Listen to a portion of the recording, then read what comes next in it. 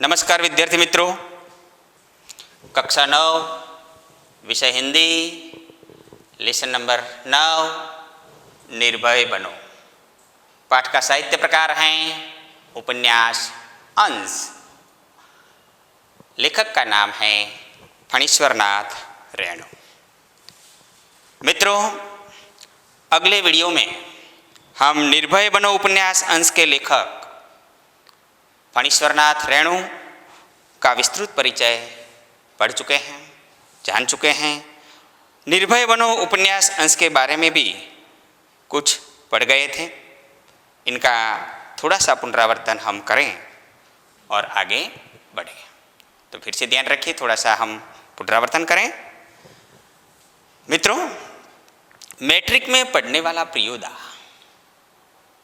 यानी कि प्रियव्रत राय अपने स्कूल का लोकप्रिय विद्यार्थी है। विद्यार्थी और शिक्षक सभी उसे प्यार करते हैं। वह हर सुबह सन्यासी आश्रम के लिए घर घर जाकर एक एक मुट्ठी अनाज मांगता है। बीमार छात्र या शिक्षक की भी वह पूरी सेवा शुश्रूषा करता है। इसके लिए उसने एक क्लब बनाया है। वहाँ वही उसका प्रमुख है। सब उसकी इज्जत करते हैं। क्लब बनाया और क्लब का वह प्रमुख था। कौन? प्रियोदा। प्रियोदा किस नाम से पहचाना जाता था? प्रियव्रत राय।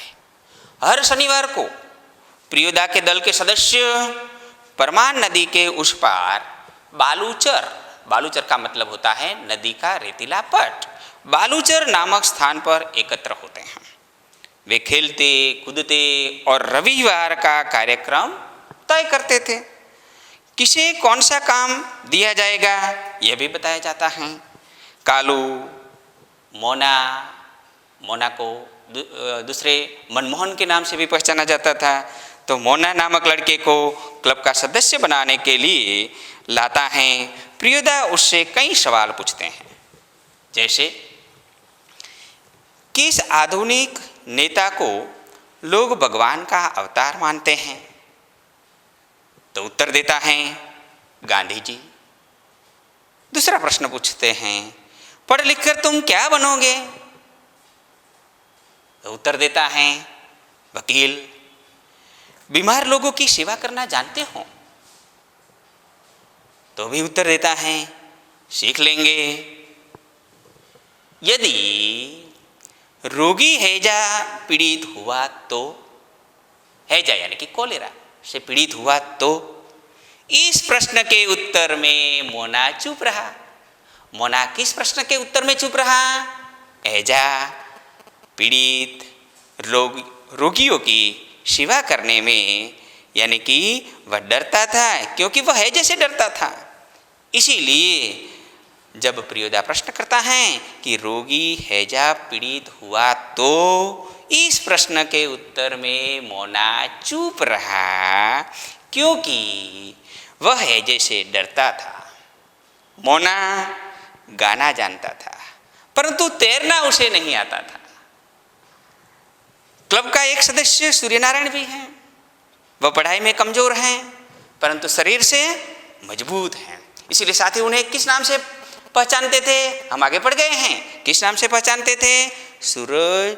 साथी उन्हें किस नाम से यानी कि बुलाते थे? तो कि सूरज पहलवान। साथी उसे सूरज पहलवान कहते हैं। मोना, मनमोहन को तैरना सिखाने की जिम्मेदारी उसे सौंप दी जाती है। तो उसने कहा, क्या कहा सूरज पहलवान ने? किसको? उठाकर पानी में फेंक दूंगा तो खुद तैरने लगेगा। सभी सदस्यों के आग्रह पर मोना गीत सुनाता है।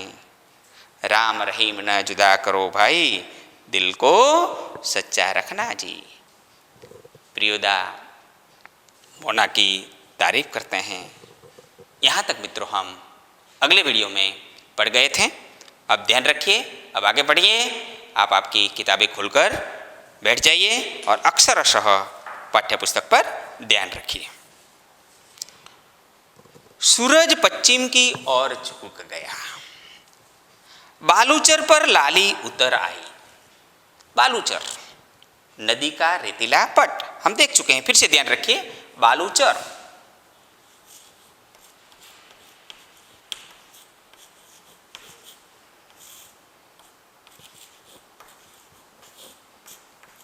नदी का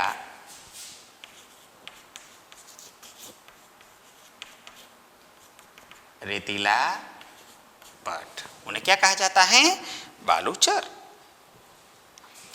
परमान की धारा पर डूबते हुए सूरज की अंतिम किरण झिलमिलाई। परमान एक नदी का नाम है। पखेरु दल बांधकर बांस वन की ओर लौटने लगे। प्रियोदा के दल के सभी सदस्य पंक्ति बांधकर लौटे।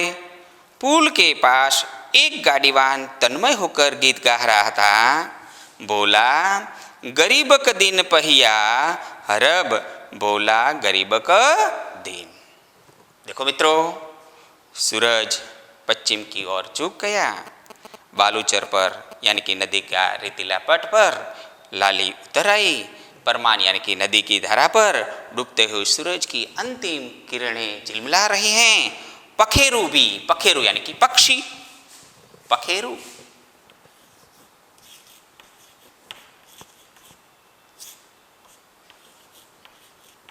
शाम के समय पक्षी भी अपने दल यानी कि टोली समूह को बांधकर बांस वन की ओर लौटने लगे।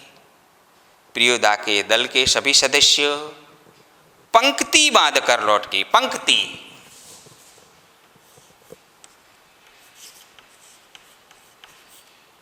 पंक्ति बांधकर लौटे। पंक्ति यानी कि कतार, लाइन, लाइन में वह घर जाने के लिए लौट रहे थे। प्रियोदा के दल के सभी सदस्य पंक्ति बांधकर लौटे। पुल के पास कौन खड़ा था? यह भी एक छोटा सा प्रश्न पूछा जा सकता है।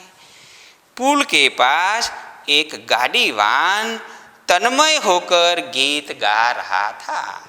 पुल के पास गाड़ीवान क्या कर रहा था? तो पुल के पास एक गाड़ीवान तन्मय होकर गीत गा रहा था। यहां भी एक शब्द ध्यान रखिए, तन्मय यानी कि मग्न।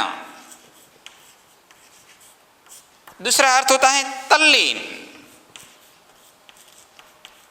तल्लीन होकर गीत गा रहा था। एक वाक्य में उत्तर दीजिए, ऐसा प्रश्न पूछा जा सकता है कि पुल के पास एक गाड़ीवान क्या कर रहा था? तो कि तन्मय होकर गीत गा रहा था। बोला गरीबक दिन पहिया हरब, बोला गरीबक दिन। सूरज ने भी उसी सुर में सुर मिलाकर गाना शुरू किया। एकटा जे लोटा छल बेटा छल, तीन पनिया पिबेत काल लोटा लेलक छीन। कृत्यानंद झा ने कहा। विद्यापति की लाचारी है। यहां विद्यापति का अर्थ है मैथिली भाषा के प्रसिद्ध कवि विद्यापति। विद्यापति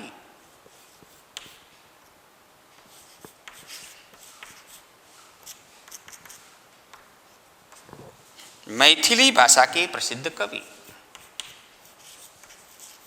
मैथिली भाषा के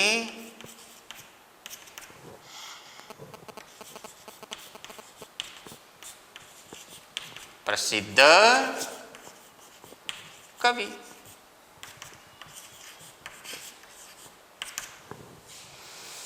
लाचारी,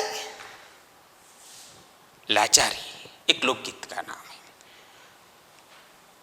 टटठाय खड़खड़ाहट हंसने लगते हैं ये शब्द सुनकर। बालूचर के उसी पार से किसी ने फायर किया। एक पखेरु बालू पर गिरकर छटपटाने लगा। उसका जोड़ा विकल होकर बहुत देर तक रोता रहा। देखो, एक पखेरु, एक पक्षी का जोड़ा विकल होकर बहुत देर तक रोता रहा। क्यों? क्योंकि एक शिकारी ने क्या किया था? फायर किया था। बालूचर के उस पार से किसी ने फायर किया। एक पखेरु बालू पर गिरकर छटपटाने लगा। उसका जोड़ा विकल होकर बहुत देर तक रोता रहा। मटमेले अंधकार में एक अर्दलीनुमी आदमी दौड़ा हुआ आया और मरी हुई चिड़िया के डेने को पकड़कर चिल्लाया, मिल गया हजूर। शब्द पर ध्यान रखिए। डेना, डेना यानी कि पंख। डेना,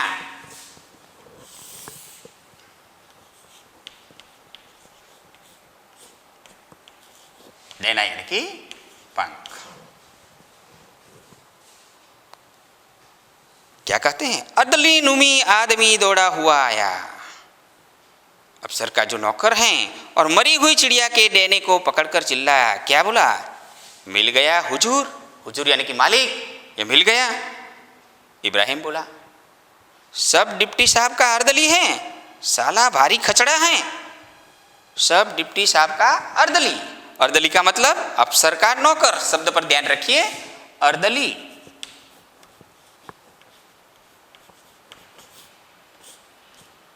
अफसर का नौकर।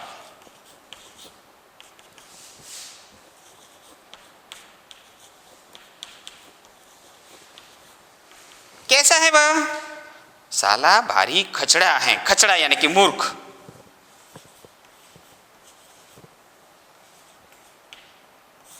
खचड़ा, मूर्ख है, अडंगेबाज है। दूसरा अर्थ यह भी होता है, अडंगेबाज।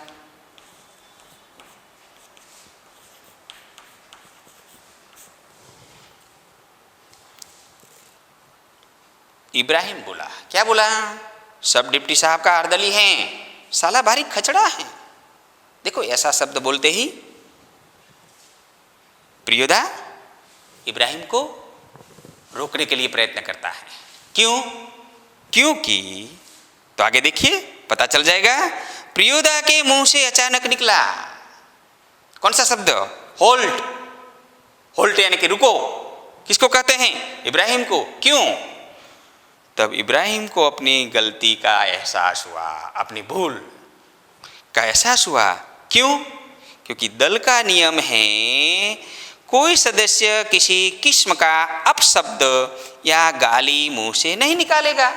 दल का क्या नियम था कि कोई भी सदस्य किसी भी प्रकार की या अपशब्द, किसी भी प्रकार का बुरा शब्द, अपशब्द यानी कि बुरा शब्द, खराब शब्द या गाली मुंह से नहीं निकालेगा। मगर यहाँ इब्राहिम क्या बोला था कि सब डिप्टी साहब का अर्दली है, साला भारी खिचड़ा है, ऐसा अपशब्द बोला, साला शब्द। इब्राहिम ने तुरंत सिर झुकाकर दल के नायक प्रियोदा और सदस्य से माफी मांगी।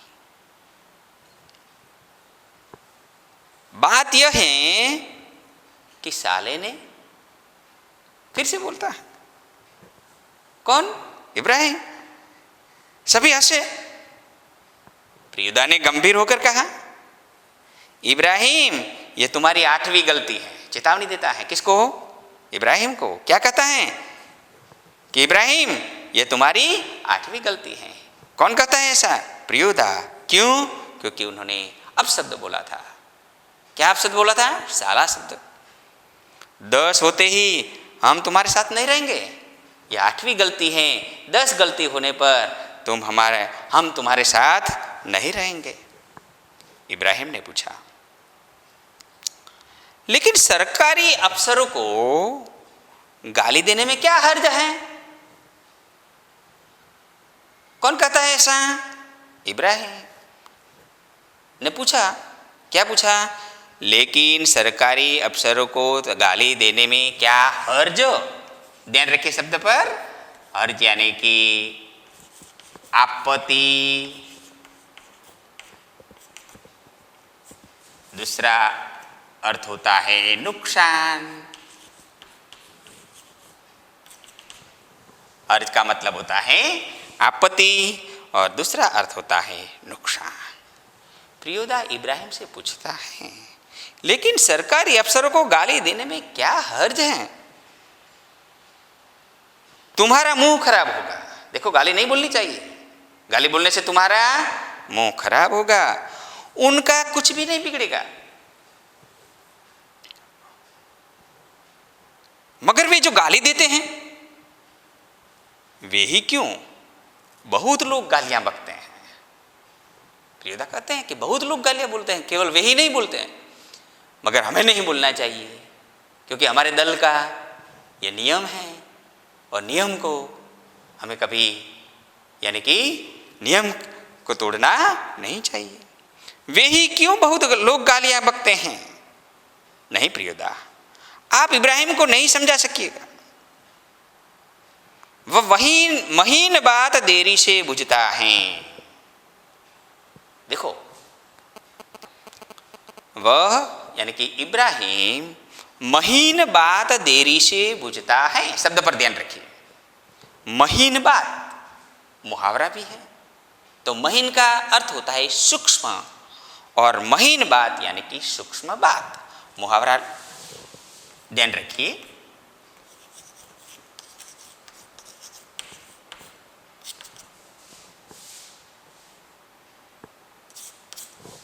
महीन बात, महीन बात यानी कि सूक्ष्म बात। यानी महीन का अर्थ होता है महीन, सूक्ष्म। तो महीन बात यानी कि सूक्ष्म बात। तो खास तौर पर यहाँ वह यानी कि इब्राहिम महीन बात देरी से बुझता है। बुझना, बुझना का अर्थ होता है समझना। कौन देरी से बात, सूक्ष्म बात समझता है? इब्राहिम। तो महीन यानी कि सूक्ष्म बात देरी से सुनता है। मित्रों, महीन बात यानी कि इसका अर्थ होता है सूक्ष्म बात। इम्तिहान में मुहावरे का अर्थ देकर वाक्य में प्रयोग कीजिए, ऐसा भी प्रश्न पूछा जा सकता है, तो आप वाक्य में प्रयोग अवश्य कर सकते हैं। देखिए, बाबू आप हम गांव वालों की महीन बातें नहीं समझ सकते, ये वाक्य प्रयोग हुआ। तो इसी प्रकार आपको भी इम्तिहान में यानी कि मुहावरे का अर्थ देकर वाक्य में प्रयोग करना है। आगे देखिए, देखो इब्राहिम, यदि क्लब का मेंबर रहना है तो इसके रूल्स को मानना होगा। रूल्स अंग्रेजी शब्द है, रूल्स का अर्थ क्या होता है? नियम। नियम है कि कोई सदस्य आपस में बातचीत के सिलसिले में से कोई खराब शब्द नहीं बोलेगा। जानते हो ना, बस बात खत्म। शहुआइन धर्मशाला के पास आकर सभी ने एक दूसरे से विदाई ली।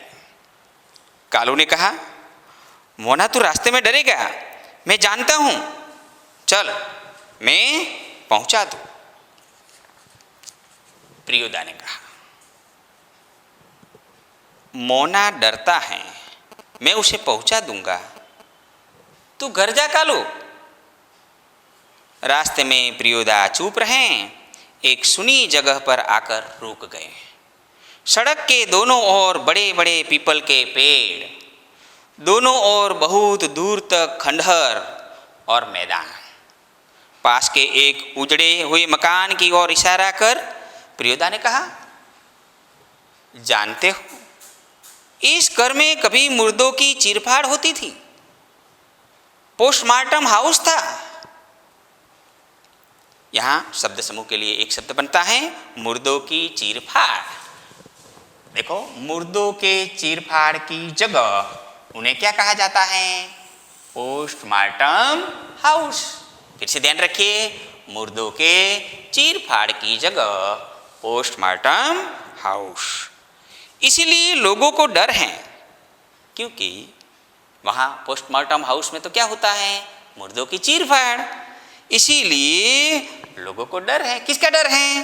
कि आसपास के पेड़ों पर भूत पिशाच कील कील करते रहते हैं।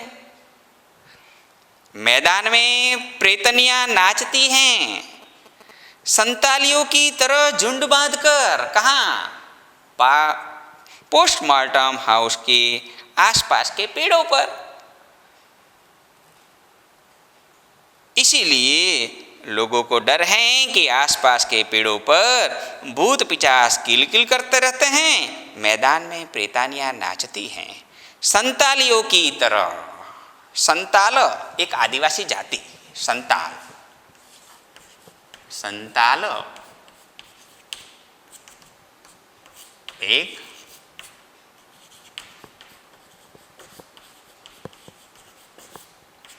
आदिवासी जाति का नाम है संताल। एक आदिवासी जाति, उन्हें क्या कहा जाता है? संताल।